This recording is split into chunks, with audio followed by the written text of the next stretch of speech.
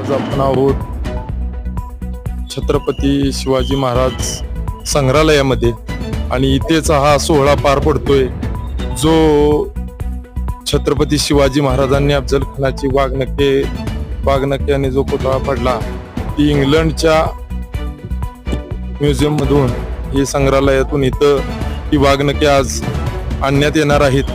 तरी महाराष्ट्र वासियांसाठी हा खूप मोठा सोहळा आहे आणि या सोहळ्यासाठी सर्व माध्यम प्रतिनिधी असतील आणि सर्व सातारा भागातील महाराष्ट्रातील शिवप्रेमी भक्त या कार्यक्रमासाठी उपस्थित राहत आहेत। तरी थोड्याच वेळात हा कार्यक्रम सुरू होणार आहे।